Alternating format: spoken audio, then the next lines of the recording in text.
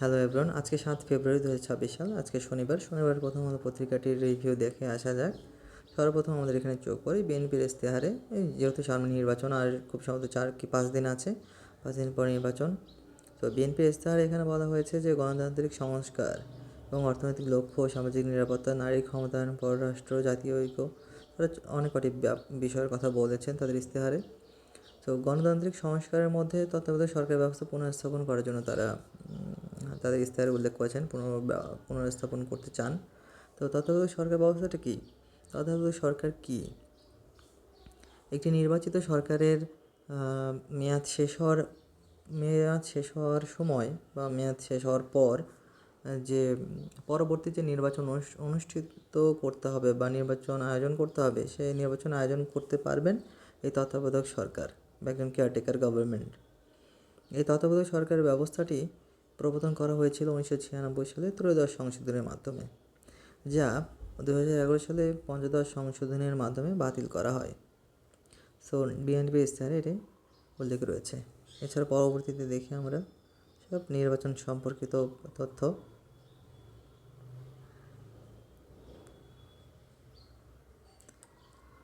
পৃষ্ঠে 2-এও আমাদের গুরুত্বপূর্ণ আপাতত কিছু নেই। আমরা খুব দ্রুত স্কিমিং করব। কিছু কিছু জায়গায় একটু আমাদের সময় লাগছে, আমরা একটু সময় দেব। সময় না দিলে কিন্তু আমাদের ইনফরমেশনগুলো আমরা ক্যাপচার করতে পারবো না। আচ্ছা, এখানে অভিমত এবং বিশ্লেষণে আগামী দিনগুলোর জন্য বাংলা ভাষা কতটুকু প্রয়োজন, তারিক মঞ্জুর স্যার ঢাকা বিশ্ববিদ্যালয়ের অধ্যাপক, তার একটা আর্টিকেল আছে, আপনারা চাইলে পড়তে পারেন। এখানে আমরা গুরুত্বপূর্ণ পয়েন্টগুলো আমরা দেখে আসি যে কি বলেছেন। বাংলাদেশের শিক্ষা ও যোগাযোগের ভাষা হিসেবে গত কয়েক দশকে সরকারি বেসরকারি ক্ষেত্রে ইংরেজির প্রভাব বেড়েছে। এটি কিন্তু অস্বীকার করার উপায় নেই যে ইংরেজি বর্তমান সময়ে খুব গুরুত্বপূর্ণ একটা ভাষা হিসেবে তাদের অবস্থানটা পাকাপোক্ত করেছে যোগাযোগের মাধ্যম হিসেবে। আমাদের গুরুত্বপূর্ণ সাহিত্য অনুবাদ করে বিভিন্ন দেশের বিশ্ববিদ্যালয়গুলোর শিক্ষার্থীদের সামনে হাজির করা দরকার। যে বাংলা ভাষা কিন্তু টিকে আছে তার সাহিত্য ভাণ্ডারের কারণে। যদি কোনো ভাষা চর্চা না করা হয়, কোনো ভাষা সাহিত্য সৃষ্টি না করা হয়, তাহলে সে ভাষা কিন্তু কালক্রমে কী হয়ে যায়, কালের গহ্বরে হারিয়ে যায়। তো আমাদের বাংলা ভাষাকে আরও 1000 বছর টিকিয়ে রাখার জন্য ওকে 4:23। তো আমাদের এই বাংলা ভাষাকে আরও 1000 বছর টিকিয়ে রাখার জন্য আমাদের কী করতে হবে? আমাদের এই বাংলা ভাষার যে সাহিত্য, আমাদের গুরুত্বপূর্ণ সাহিত্য, তা অনুবাদ করে বিভিন্ন দেশে বিভিন্ন বিশ্ববিদ্যালয়ে উপস্থাপন করতে হবে। আচ্ছা, বিভিন্ন জরিপ বলে বাংলাদেশের শিশু শিক্ষার্থীদের একটি বড় অংশ 5-6 বছরের প্রাথমিক শিক্ষা সমাপ্ত করেও বাংলা পড়তে পারে না। এটি আরেকটি চরম বাস্তবতা আমাদের বাংলাদেশের প্রেক্ষাপটে। শিশু শিক্ষার্থীরা একটা প্রাথমিক শিক্ষা সম্পন্ন করার পরেও কিন্তু তাদের কী করতে পারছে না, তাদের অক্ষর জ্ঞান সীমিত থেকে যায়। এই জন্য শিক্ষকদের, শিক্ষা প্রতিষ্ঠানকে বা সংশ্লিষ্ট ব্যক্তিবর্গকে আরও বেশি সচেতন এবং কার্যকর পদক্ষেপ গ্রহণ করতে হবে। তো বাংলা ভাষার ব্যবহার বাড়ানোর জন্য উচ্চতর শ্রেণীতে বাংলা পাঠ্যপুস্তক প্রণয়নে বিশ্ববিদ্যালয়গুলোকে উদ্যোগী ভূমিকা নিতে হবে। তো আপনারা চাইলে এটা পড়ে আসতে পারেন, তারিক মঞ্জুর স্যারের লেখা আর্টিকেল। তো এখানে শেষ কথায় আমরা উপসংহারটা দেখি। আচ্ছা, রাষ্ট্রের দায়িত্ব হলো বাংলা ভাষার মর্যাদা বাড়ানো। বাংলা ভাষাকে ভবিষ্যতের পৃথিবীর জন্য প্রস্তুত করে তোলার জন্য এই মর্যাদা পরিকল্পনার পাশাপাশি কাঠামোগত পরিকল্পনায় জোর দেওয়া দরকার। সো আমাদের কাঠামোগত পরিকল্পনা কী করতে হবে? জোর দিতে হবে। এই জন্য রাষ্ট্রীয় পৃষ্ঠপোষকতা ও উদ্যোগ জরুরি।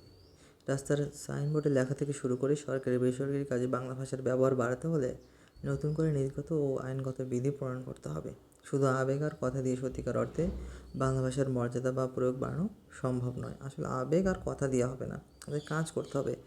বাংলা ভাষার ভবিষ্যৎ সুরক্ষার স্বার্থেই বহুমুখী কার্যকর পদক্ষেপ নিতে হবে। আচ্ছা, আমরা পরবর্তীতে দেখি পরবর্তী পেজগুলোতে কোনো কিছু আছে কিনা। আচ্ছা, এখানে আরেকটি জিনিস, যে শস্য ভাণ্ডারে যুক্ত হলো 6 নতুন ধানের জাত। সো এই নিয়ে হচ্ছে আমাদের মোট ধানের জাত হয়েছে 127টি। আমরা একটু এক নজর দেখে আসি যে ভিটামিন ই সমৃদ্ধ প্রথম কালো চাল যেটা হচ্ছে বিরিধান 115, বড় মৌসুমে বেশি ফলনের নতুন বিকল্প হচ্ছে বিরি ধান 116। লবণাক্ততা প্রতিরোধী জাত আবিষ্কার করেছেন, সেটা বিরি 117।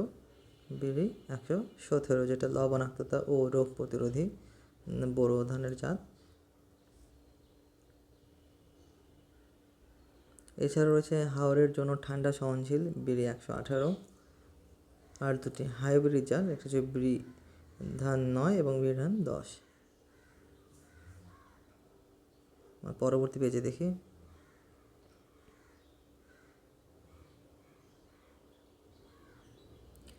নির্বাচন,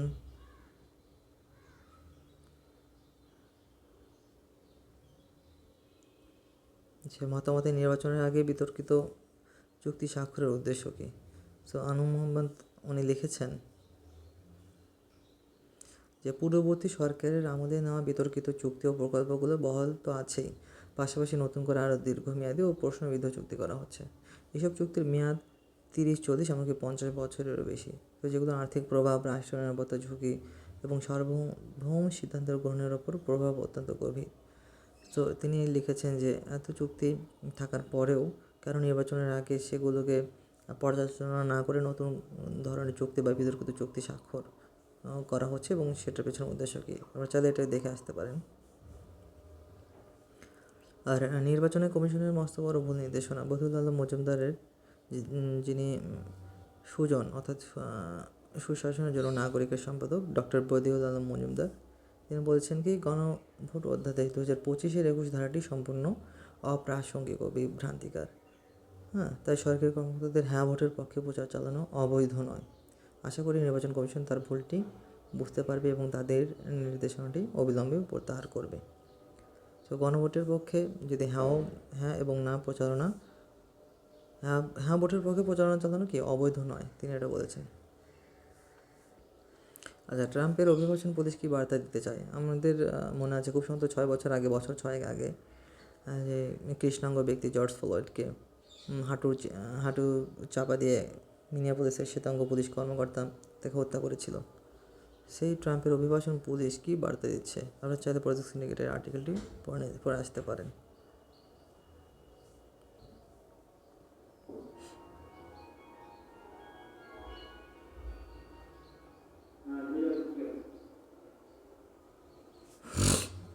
আচ্ছা, এবার আন্তর্জাতিক পৃষ্ঠায় যাওয়া যাক। এখানে গুরুত্বপূর্ণ একটি নিউজ রয়েছে যে যুক্তরাষ্ট্রের সঙ্গে আলোচনা ইতিবাচক হয়েছে আরাগচি। আমরা একটু পড়ে দেখবো এটা। যে মধ্যপ্রাচ্যে বড় ধরনের যুদ্ধের আশঙ্কার মধ্যে তেহরান এবং ওয়াশিংটনের মধ্যে একটি অত্যন্ত গুরুত্বপূর্ণ আলোচনা হয়েছে। যে সেটা কার মধ্যস্থতা হয়েছে? সেটা মধ্যস্থতা হয়েছে ওমানের। এখন দুই দেশের প্রতিনিধিরা সরাসরি টেবিলে বসেননি। তারা এক প্রকার ডিপ্লোমেসির পদ্ধতি অবলম্বন করেছে, যেটাকে শাটল ডিপ্লোমেসি বলা হচ্ছে। এখানে ওমানি মধ্যস্থতাকারীদের মাধ্যমে এক পক্ষের বার্তা অন্য পক্ষের কাছে পৌঁছানো হচ্ছে। আমরা একটু দেখবো একটু পরে শাটল ডিপ্লোমেসি কী। তো এখানে দেখা যাচ্ছে যে মার্কিন পররাষ্ট্রমন্ত্রী মার্কো রুবিও গত বুধবার তারা বলেন যে তারা কেবল পরমাণু ইস্যুতে সীমাবদ্ধ থাকতে চান না। কারণ ওয়াশিংটন যায় এই আলোচনায় ইরানের ব্যালিস্টিক ক্ষেপণাস্ত্র কর্মসূচি, মধ্যপ্রাচ্যের সশস্ত্র গোষ্ঠীগুলোকে সমর্থন এবং ইরানের মানবাধিকার পরিস্থিতি সবই অন্তর্ভুক্ত হোক। অন্যদিকে ইরান তাদের ক্ষেপণাস্ত্র কর্মসূচি নিয়ে আলোচনার সম্ভাবনা সরাসরি নাকচ করে দিয়েছিল। তাদের প্রধান দাবি কী ছিল? যে ইউরেনিয়াম সমৃদ্ধ করার অধিকারকে স্বীকৃতি দিতে হবে। কিন্তু ওয়াশিংটনের কাছে ইরানের মাটির ভেতরে ইউরেনিয়াম সমৃদ্ধকরণ একটি রেড লাইন বা অলঙ্ঘনীয় সীমা। তো এখানে আমরা শাটল ডিপ্লোমেসি একটু দেখে আসি।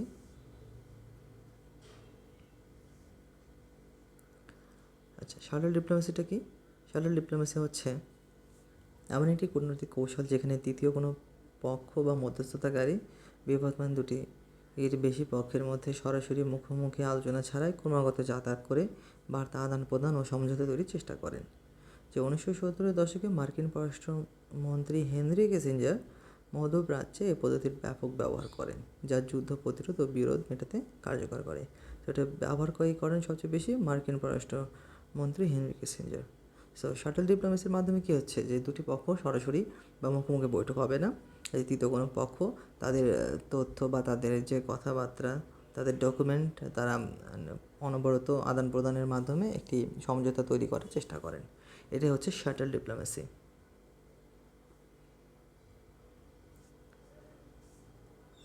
আচ্ছা, আরেকটা নিউজ রয়েছে যে ইসলামাবাদে বোমা হামলায় নিহত 31 জন, এই গত শুক্রবার জুম্মার দিনে।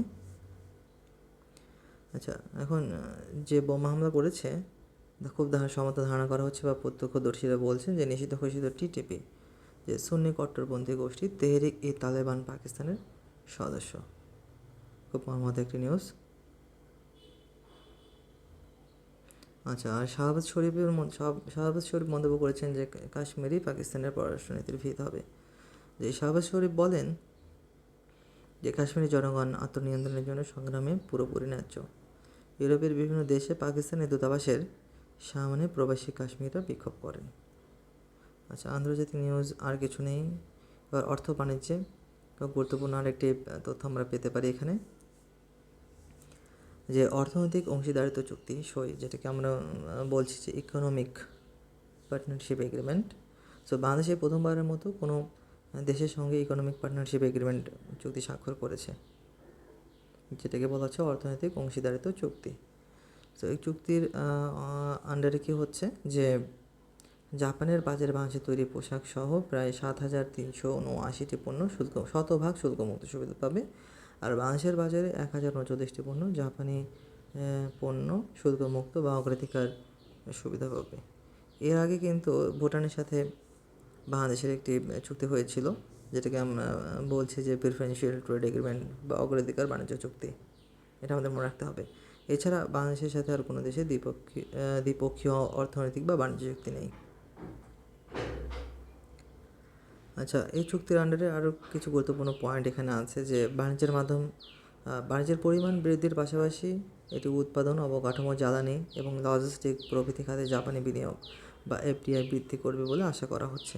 এছাড়াও কি ক্ষুদ্র ও মাঝারি শিল্প, যেটাকে small and medium enterprise SME বিকাশ এবং একটি দক্ষ জনশক্তি তৈরির মাধ্যমে এই চুক্তি অন্তর্ভুক্তিমূলক অর্থনৈতিক প্রবৃদ্ধি এবং সামগ্রিকভাবে মানুষের আর্থসামাজিক উন্নয়নে একটি শক্তিশালী হাতিয়ার হিসেবে কাজ করবে, এমনটাই বলা হয়েছে এই তথ্য বিবরণীতে। ঢাকায় মোট 7 দফা বৈঠকের পর কিন্তু এটি চুক্তিটি চূড়ান্ত হয়েছে। আচ্ছা, এরপরে আমরা দেখি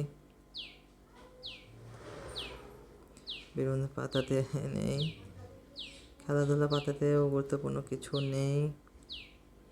আচ্ছা, তো এখানে রাতের ভোটের সেই নির্বাচন স্বায়ত্তশাসন চায় পিএসসি, সিদ্ধান্ত জানায়নি সরকার। আচ্ছা, আমাদের হচ্ছে প্রথম আলো, শনিবারের প্রথম আলো। আশা করি আপনারা সবাই উপকৃত হবেন। ধন্যবাদ।